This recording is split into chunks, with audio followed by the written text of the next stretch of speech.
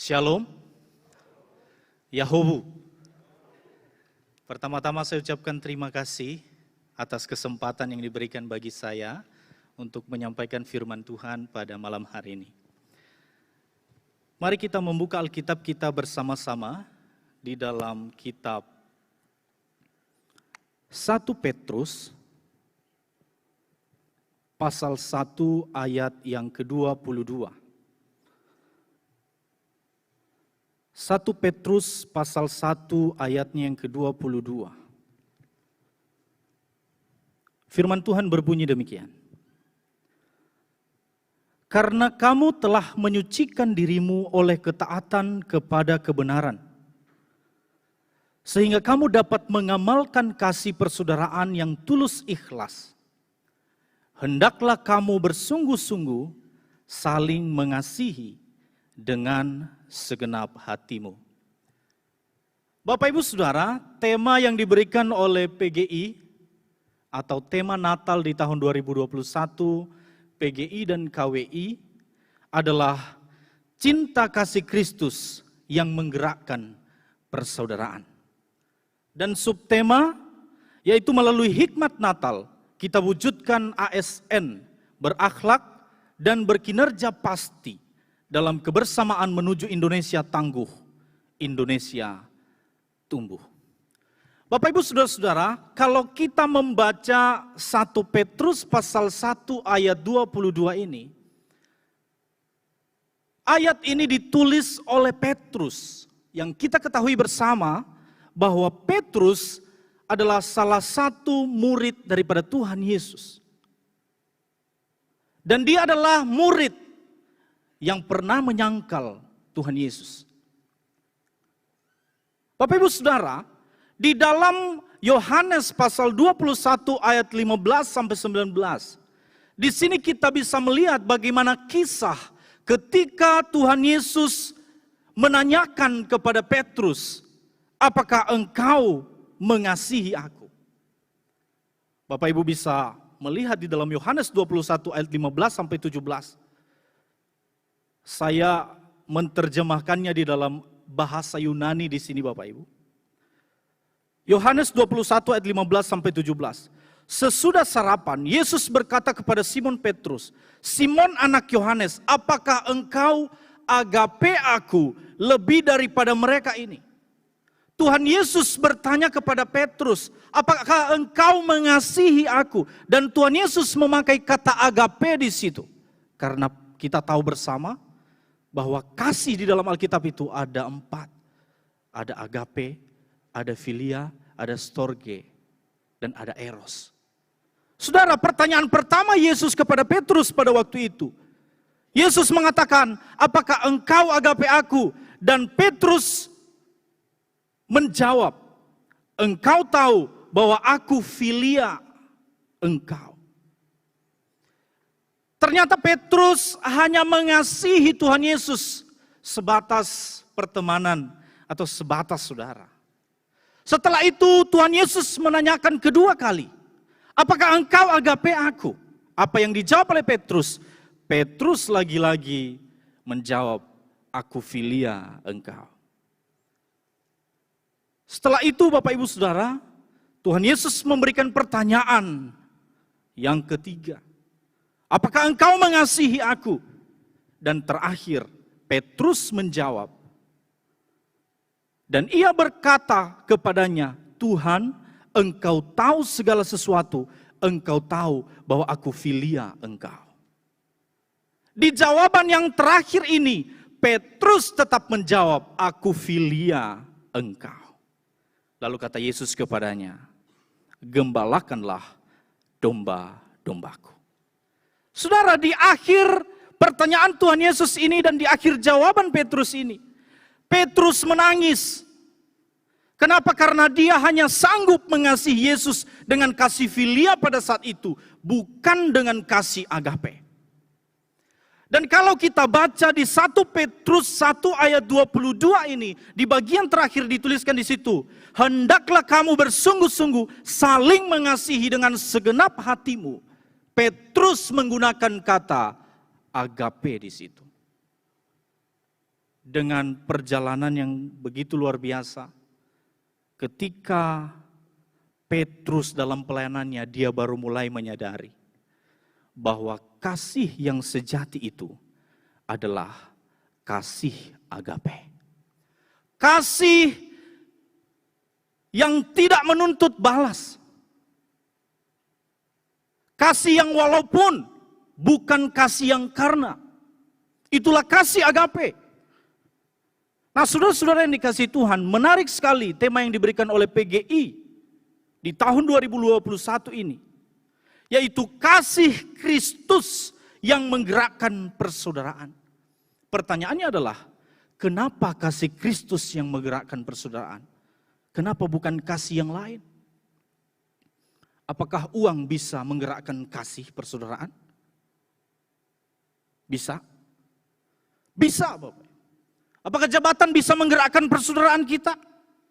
Bisa. Tetapi kasih persaudaraan yang sejati itu adalah kasih Kristus.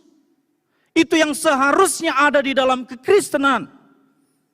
Bahwa hanya kasih Kristuslah yang bisa menggerakkan persaudaraan. Kenapa? Karena yang pertama, hanya kasih Kristus yang mempersatukan kita. Ada satu lagu yang mengatakan, Bahe Yesu hasambua ita. Dalam Yesus kita bersaudara.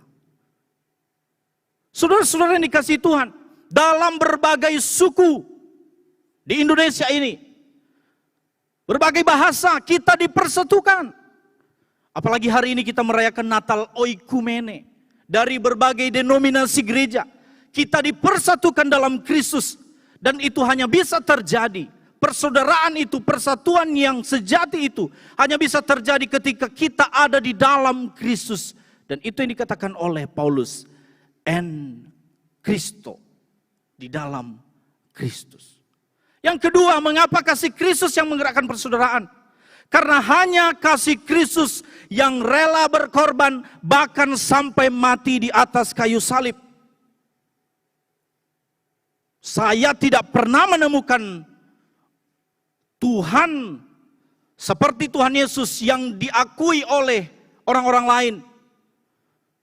Seperti yang dilakukan oleh Tuhan Yesus sampai mati di atas kayu salib. Ini kalau kita bayangkan Bapak Ibu Saudara. Inilah kasih yang luar biasa. Maka Petrus mengatakan, hendaklah kamu mengasihi dengan tulus dan ikhlas. Saudara-saudara yang dikasihi Tuhan, hanya Yesus yang bisa melakukan hal ini.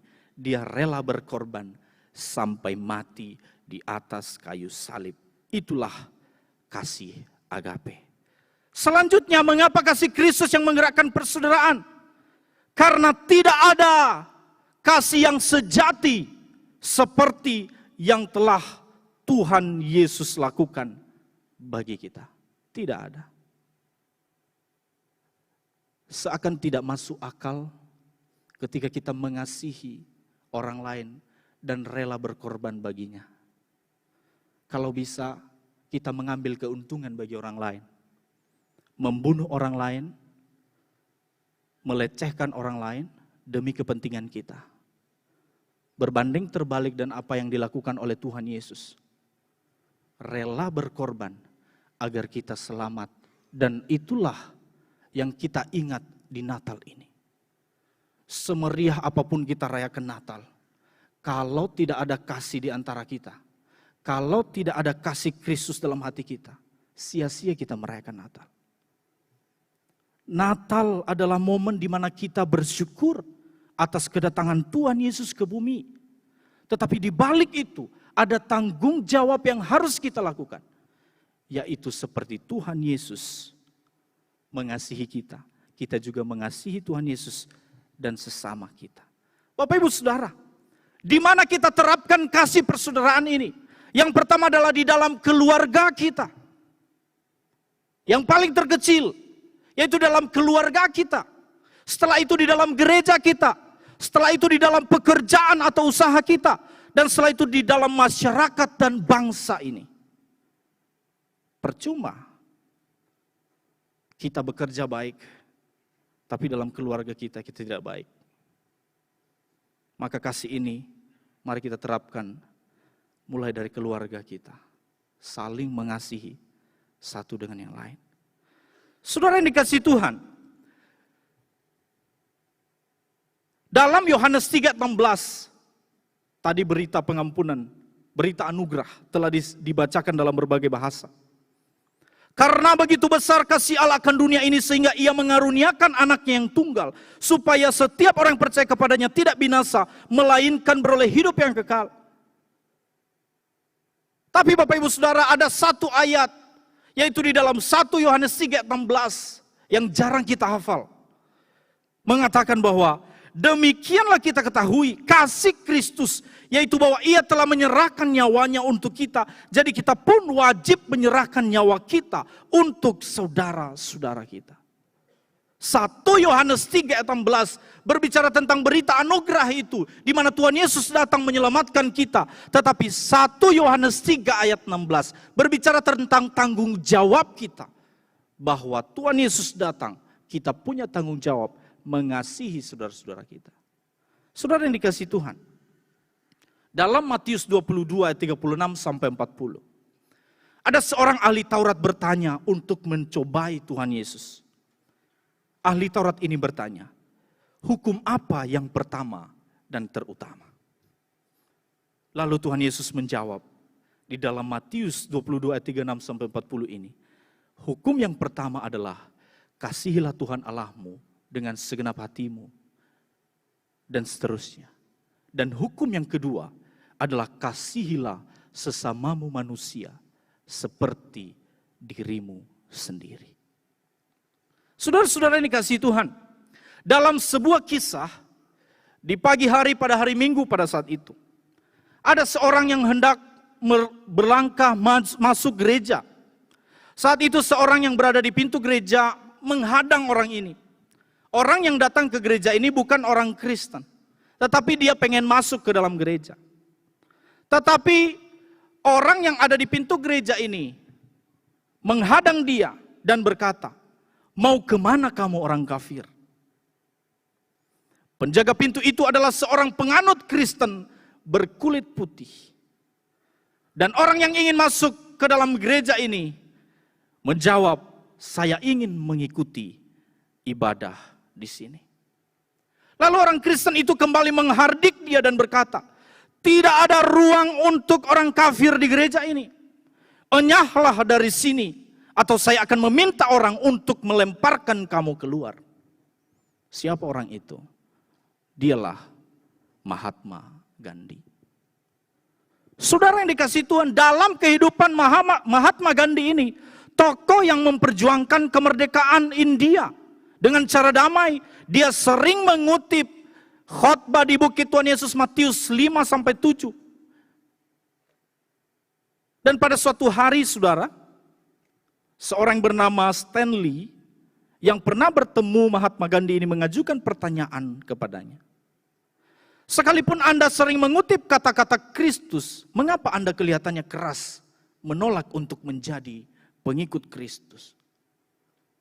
Lalu Mahatma Gandhi menjawab, saya tidak pernah menolak Kristus. Saya suka Kristus Anda, tapi saya tidak suka dengan orang Kristen.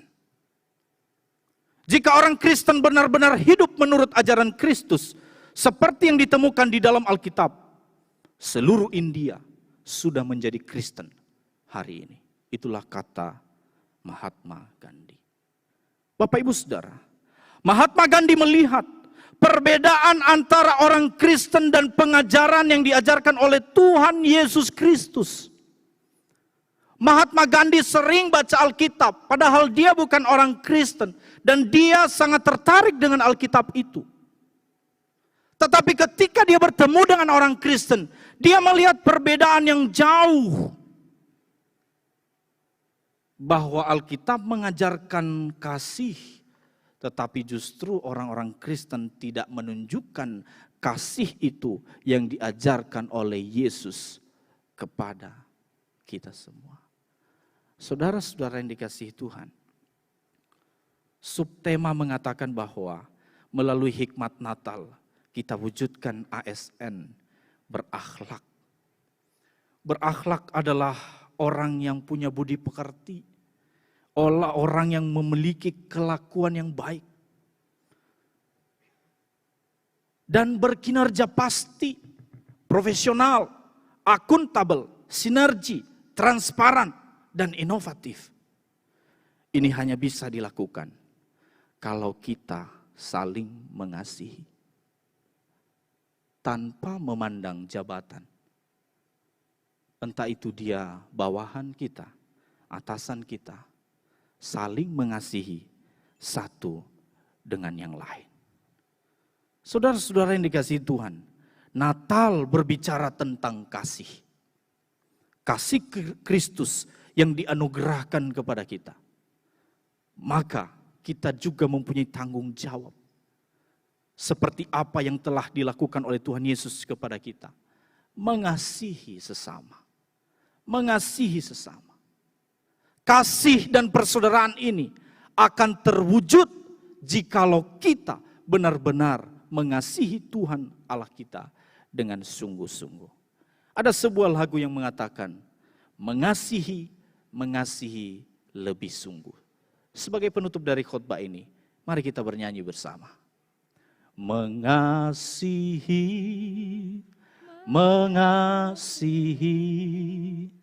lebih sungguh. Mengasihi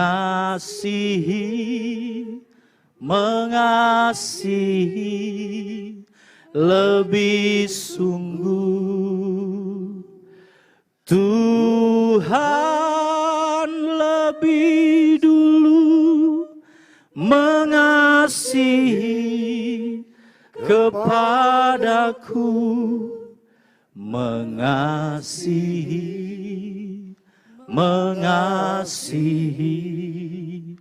lebih sungguh. Amin. Tuhan Yesus memberkati.